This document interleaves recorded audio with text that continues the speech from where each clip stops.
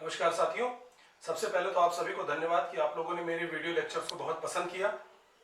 और ये जो अभी इससे पहले मैंने एक सीरीज चलाई थी इलेक्ट्रिक फील्ड वाली, उसको बहुत सारे लोगों ने देखा, मुझे खूब व्यूज़ भी मिल रहे हैं, बहुत सारे कमेंट्स और सजेशंस भी मिल रहे हैं। तो आज हम उसके आगे ले चलते हैं कोर्स को और पढ़ते हैं इलेक्ट्रिक फील्ड लाइन्स। तो चलिए शुरू करते हैं आज का लेक्चर। तो बच्चों, माइकल फैराडे वो फिजिसिस्ट थे जिन्होंने एक ग्राफिकल मेथड डिस्कवर किया किसी रीजन में इलेक्ट्रिक फील्ड को शो करने का, और उसे हम क्या कहते हैं, इलेक्ट्रिक फील्ड लाइंस। यानी इलेक्ट्रिक फील्ड लाइंस का अगर हम बेसिक कॉन्सेप्ट देखें तो इलेक्ट्रिक फील्ड लाइंस क्या है, इलेक्ट्रिक फील्ड को रिप्रेजेंट करने का ग्राफिकल मेथड है। और इन इलेक्ट्रिक फील्ड लाइंस की कुछ बेसिक प्रॉपर्टीज हैं जो आपको जानना बेहद जरूरी है। तो चलिए, जो चीज हमें किताबी डेफिनेशन में मिलती है उसे हम लोग प्रॉपर्टीज में ही पढ़ेंगे। तो देखते हैं इलेक्ट्रिक फील्ड लाइंस की कुछ इंपॉर्टेंट प्रॉपर्टीज। तो बच्चों, फर्स्ट प्रॉपर्टी क्या है कि these lines are imaginary continuous curves। ये कैसे हैं, इमेजिनरी, यानी कहीं आपको खींचे हुए, कहीं अगर चार्ज है किसी बॉडी पर तो उसके चारों ओर ये लाइंस दिखेंगे नहीं, पर हम इनको ड्रॉ कर सकते हैं, मान सकते हैं। कॉन्टिन्यूअस कर्व्स हैं। कॉन्टिन्यूअस कर्व्स का मतलब कि ये स्मूथ होंगी, इनमें कहीं भी कोई एज, कोई कोना ये नहीं पाया जाएगा। और इस पर एक आइसोलेटेड यूनिट पॉजिटिव चार्ज को हम मूव करने के लिए मूव करता हुआ मान सकते हैं अगर वो फ्री है मूव करने के लिए। क्यों? क्योंकि वो डिसाइड करता है इन लाइंस की डायरेक्शन को। जैसे पॉजिटिव चार्ज है, अब अगर सपोज करिए यहां पर आप एक क्या करते हैं, टेस्ट चार्ज रख देते हैं, तो उस पर फोर्स, वो उसकी मोशन किधर की तरफ होगी, इस चार्ज से दूर की तरफ। ठीक है, तो यहां से निकलने वाली, यानी पॉजिटिव चार्ज से निकलने वाली इलेक्ट्रिक फील्ड लाइंस की डायरेक्शन को किधर दिखाया गया, बाहर की तरफ, चार्ज से बाहर की तरफ, फ्रॉम चार्ज टुवर्ड इंफिनिटी। और अगर यहां पर इस किसी लाइन पर अगर मान लीजिए एक यूनिट पॉजिटिव टेस्ट चार्ज रखा हो, तो उसको ये चार्ज अपनी तरफ अट्रैक्ट करेगा, यानी उसकी मोशन किधर होगी, इस तरफ। तो ये इलेक्ट्रिक फील्ड लाइंस की जो डायरेक्शन है, कन्वेंशनल डायरेक्शन, यानी परंपरागत रूप से इसको बनाने के लिए एक ये इमेजिनेशन की गई कि अगर यहां पर हम पॉजिटिव चार्ज छोड़ दें तो पॉजिटिव चार्ज जिधर की ओर ये मूव कराएंगी उस तरफ हम इन इलेक्ट्रिक फील्ड लाइंस की डायरेक्शन को मान करके अपनी स्टडी को आगे बढ़ा सकते हैं। तो नेक्स्ट प्रॉपर्टी यही है कि पॉजिटिव चार्ज पर इलेक्ट्रिक फील्ड लाइन की डायरेक्शन जो होती है वो चार्ज से इनफाइनाइट की ओर होती है, और नेगेटिव चार्ज पर इनफाइनाइट से चार्ज की ओर टर्मिनेट होने वाली होती है। तीसरी चीज क्या है कि these do not form closed loop unlike magnetic field lines. Magnetic field lines क्या करती हैं, इसको मैं आपको फिगर से बना करके भी दिखाता हूं, इसे आप चाहे तो नोट भी कर सकते हैं। ये चीज मैग्नेटिज्म में पढ़ाया भी जाता है कि एक मैग्नेट है, सपोज कीजिए ये नॉर्थ पोल है और साउथ पोल, तो मैग्नेट के बाहर ये फील्ड लाइंस क्या होती है, मैग्नेटिक फील्ड लाइंस।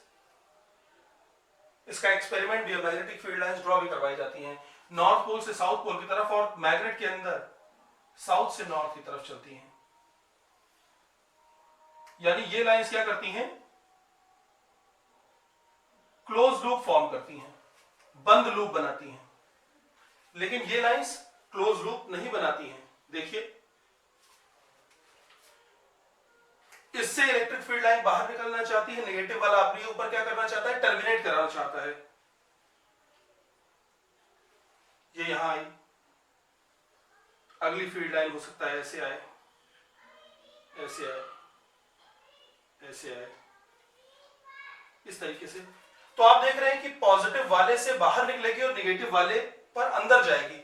कोई भी फील्ड लाइन नेगेटिव से पॉजिटिव की तरफ नहीं आ रही, यानी ये क्लोज लूप फॉर्म नहीं करते। ये बहुत इंपॉर्टेंट डिस्क्रिमिनेशन है इलेक्ट्रिक फील्ड लाइंस और मैग्नेटिक फील्ड लाइंस के बीच में। और tangent drawn at any point represent direction of electric field, यानी इस कर्व के किसी भी पॉइंट पर अगर हम इलेक्ट्रिक फील्ड की डायरेक्शन फाइंड करना चाहते हैं तो वो हमें क्या बताएगी, उस पॉइंट पर खींची गई टेंजेंट। जैसे ये एक पॉइंट है ए, तो यहां पर इलेक्ट्रिक फील्ड एट ए की डायरेक्शन ये होगी। ये पॉइंट है बी, तो इलेक्ट्रिक फील्ड एट बी की डायरेक्शन ये होगी। ये है सी पॉइंट, तो यहां पर इलेक्ट्रिक फील्ड की डायरेक्शन इधर की, यानी ए पर इलेक्ट्रिक फील्ड की डायरेक्शन इधर और बी पर इलेक्ट्रिक फील्ड की डायरेक्शन इधर। अगला क्या है कि अगर हम इलेक्ट्रिक फील्ड का मैग्नीट्यूड पता करना चाहते हैं तो हम यूनिट एरिया रखें। सपोज करिए कि ये मेरा एक इमेजिनरी यूनिट एरिया है 1/1 मीटर या 1/1 सेंटीमीटर का। तो इसमें यहां पर कितनी लाइंस क्रॉस कर रही हैं, 1 2 3, 3 लाइंस। ये है पॉइंट, सपोज कीजिए ए। ऐसे ही एक पॉइंट है बी, यहां पर उसी यूनिट एरिया में से एक लाइन क्रॉस कर रही है। इसके बाद अगर मान लीजिए कि यहां पर या दो ही पॉइंट हमने, तो देखिए यहां पर इस एरिया से कितनी लाइंस क्रॉस कर रही हैं? 3 लाइंस। यहां पर कितनी कर रही है? एक लाइन। इसका मतलब इस पॉइंट पर जो ई ए की वैल्यू होगी और इस पॉइंट पर जो ई बी की वैल्यू होगी, तो यहां लाइंस की डेंसिटी यानी विद्युत बल रेखाओं का घनत्व तो क्या है? ज्यादा है। तो ये फील्ड यहां पर स्ट्रांग होगी और यहां पर ये फील्ड क्या हो गई है? वीक हो गई है। तो इलेक्ट्रिक फील्ड लाइंस की जो डेंसिटी होती है वो क्या बताती है? इलेक्ट्रिक फील्ड की स्ट्रेंथ को बताती है, उसके मैग्नीट्यूड को बताती है। अब देखिए इसी चीज को देखते हैं। सपोज कीजिए कि अगर यहां पर हमारी दो इलेक्ट्रिक फील्ड लाइंस ऐसे एक दूसरे को इंटरसेक्ट करें, तो ये जो पॉइंट ऑफ इंटरसेक्शन है, यहां पर दो टेंजेंट्स ड्रॉ होंगी। इसका मतलब इस पॉइंट पर इलेक्ट्रिक फील्ड की दो डायरेक्शंस आ रही हैं। तो क्या ये पॉसिबल है? नहीं। इलेक्ट्रिक फील्ड इंटेंसिटी की किसी पॉइंट पर एक ही डायरेक्शन होगी। नेट इलेक्ट्रिक फील्ड इंटेंसिटी किसी ना किसी एक ही डायरेक्शन में होगी। इसका मतलब कि ये चीज पॉसिबल नहीं है, यानी two electric field lines can never intersect.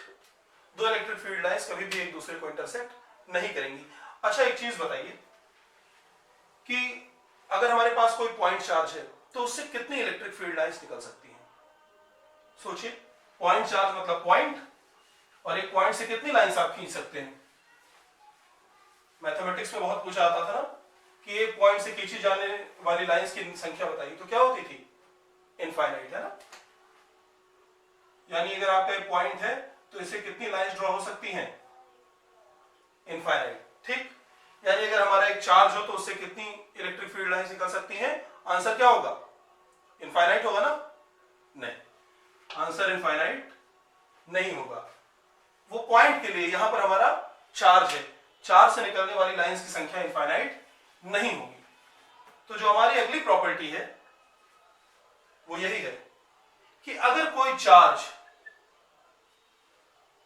Space में या एयर में रखा है तो इससे निकलने वाली जो maximum number of electric field lines होंगी,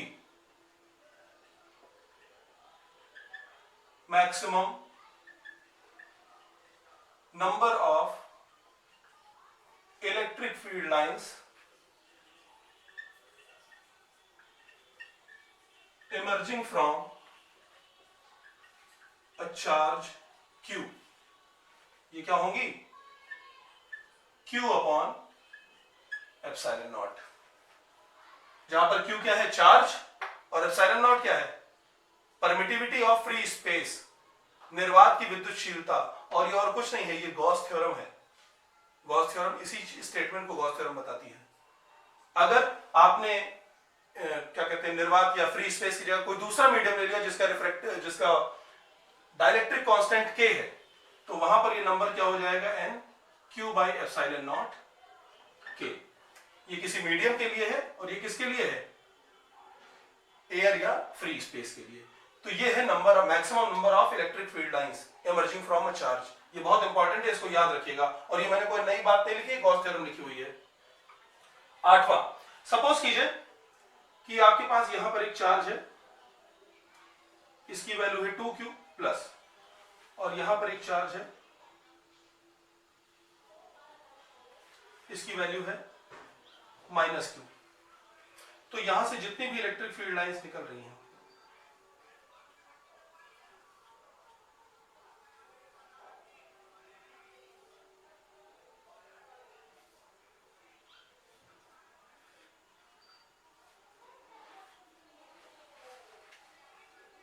क्या ये सारी की सारी इस पर जाके टर्मिनेट होंगी?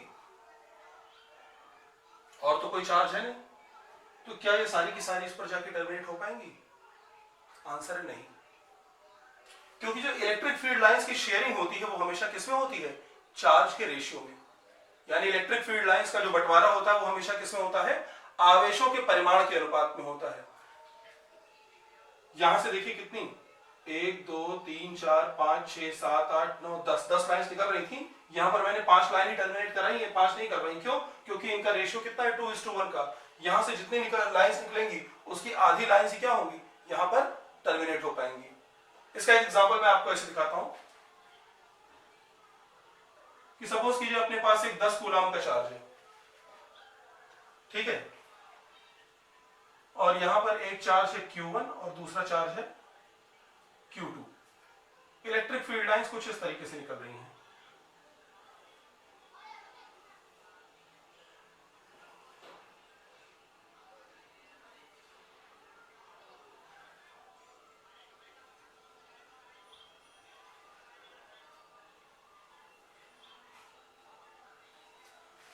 तो आपको Q1 और Q2 का रेशियो फाइंड करना है। तो देखिए यहां पर कितनी इलेक्ट्रिक फील्ड लाइंस आ रही हैं, 3, और यहां पर कितनी आ रही हैं, 6।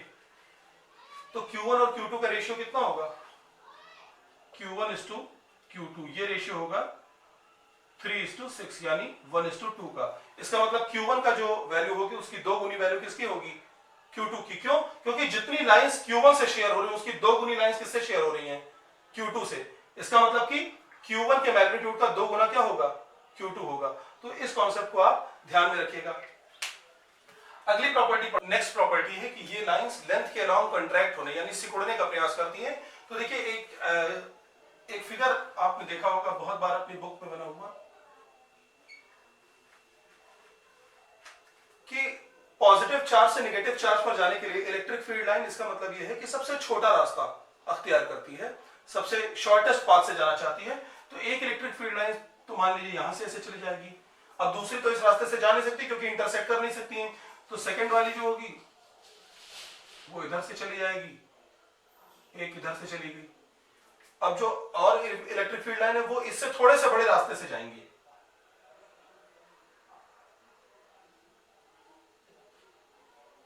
बाकी इससे थोड़े से बड़े रास्ते से, फिर इससे थोड़े से बड़े रास्ते से,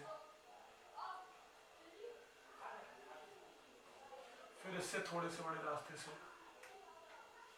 सॉरी कट कर गई, फिर इससे थोड़े से बड़े रास्ते से, फिर ऐसे यहां पर टर्मिनेट हो रही होगी आकर के।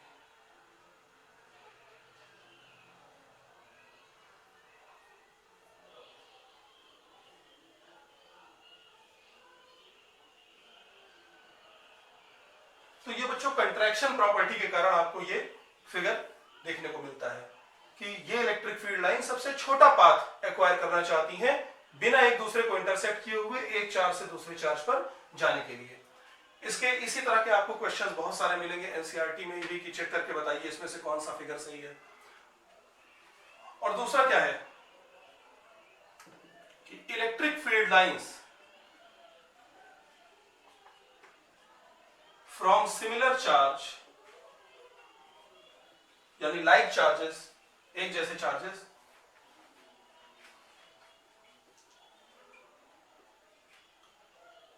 ट्राइज टू रिपेल परपेंडिकुलरली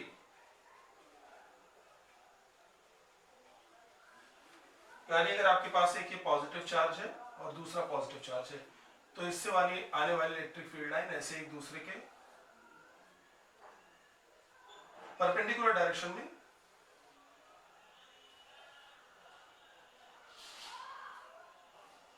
एक दूसरे से रिपेल होने की कोशिश करेंगी।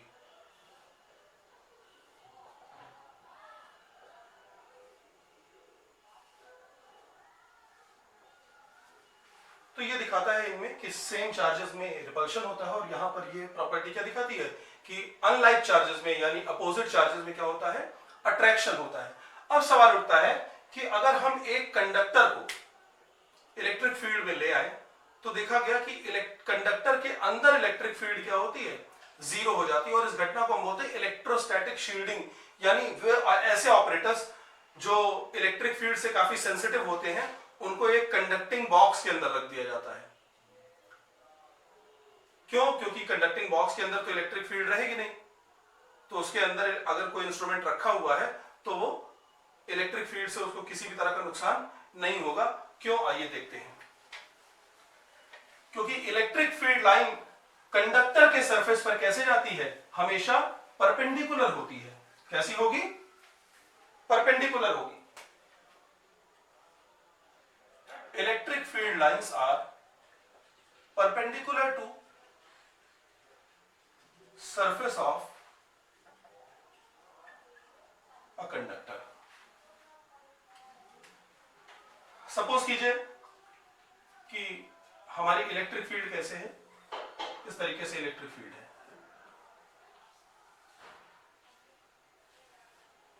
यानी इधर कोई पॉजिटिवली चार्ज प्लेट होगी और इधर कोई नेगेटिवली चार्ज होगी। यानी इस तरफ देखिए क्या होगा, पॉजिटिव चार्जेस की असेंबली होगी और इधर क्या होगी, नेगेटिव चार्जेस, ऋणावेश कहीं होंगे, कोई वस्तु ऐसी होगी ऋणावेशित, और इन दोनों के बीच में क्या है, ये इलेक्ट्रिक फील्ड एस्टेब्लिश है। अब इसमें हम क्या करते हैं, एक कंडक्टिंग स्फीयर लेकर के आते हैं।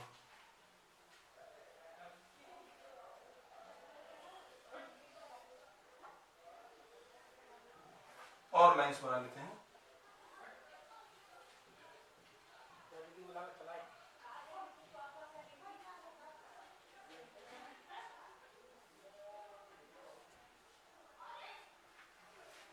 तो देखिए जैसे ही आप क्या लाएंगे, इसको कंडक्टिंग स्फीयर को लाएंगे, जो एक्सेस चार्ज होगा वो इसके सरफेस पर आ जाएगा और ये पॉजिटिवली चार्ज प्लेट की तरफ एक्सेस इलेक्ट्रॉन, यानी इसका ये वाला सिरा क्या हो जाएगा, नेगेटिवली चार्ज, और इधर वाला सिरा इंडक्शन के कारण क्या हो जाएगा, पॉजिटिवली चार्ज। अब है ये कैसा, कंडक्टर है ये, तो इसके सरफेस पर परपेंडिकुलर आएंगे, यानी ये लाइन तो यहां आ जाएगी, ये इसके परपेंडिकुलर होने के लिए थोड़ा सा ऐसे टिल्ट हो जाएगी, ये इधर परपेंडिकुलर होगी कोई दूसरी। अब देखिए ये पॉजिटिवली चार्ज हो गया, तो यहां से ये लाइंस इस तरीके से निकलेंगी।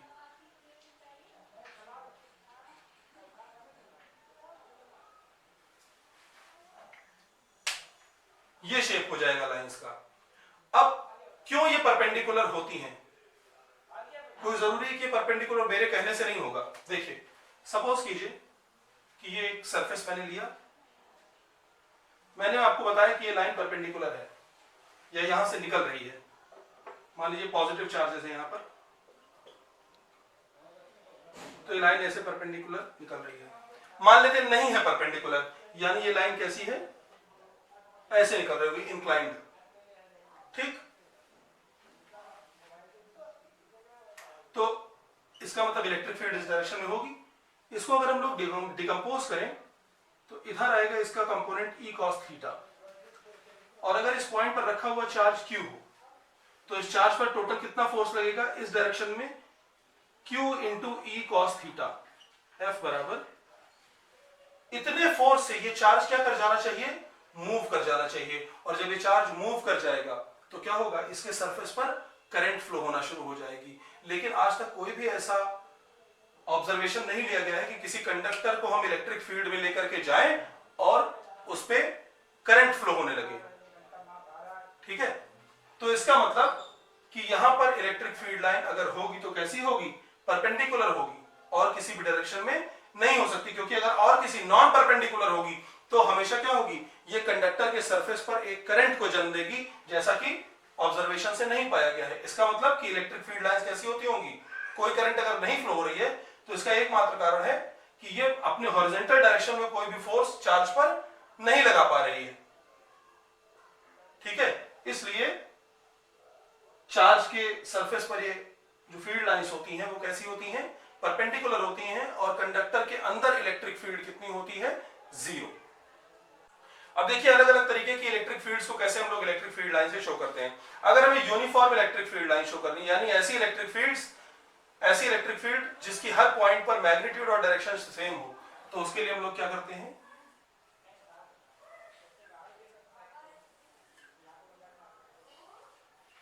ये देखिए ये क्या है, equidistant arrow of same length,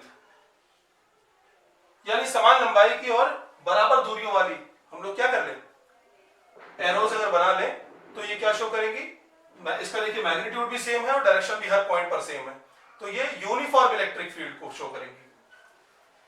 इसके बाद अगर मान लीजिए कि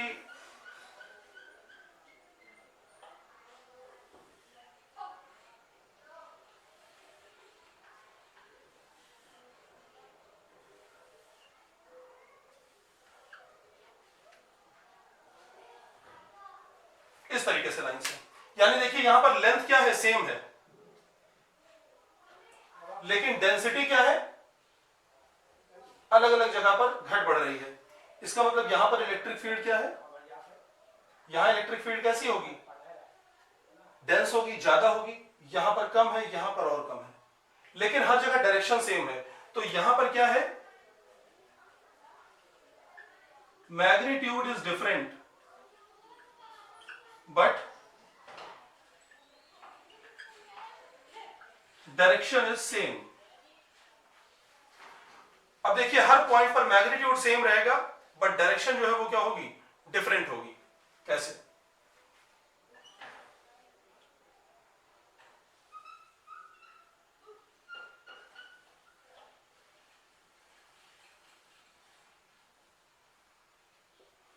ये फील्ड लाइंस है, इनके बीच में क्या है, डिस्टेंस सेम है, यानी इक्वी डिस्टेंट है, लेकिन इस पॉइंट पर इसकी डायरेक्शन ये है, इस पॉइंट पर डायरेक्शन ये है, इस पॉइंट पर डायरेक्शन ये है। तो इसमें क्या है कि magnitude is same but direction is different. अब एक ऐसी फील्ड बनाते हैं जिसमें मैग्नीट्यूड भी हर जगह डिफरेंट होगा और डायरेक्शन भी हर जगह डिफरेंट होगी।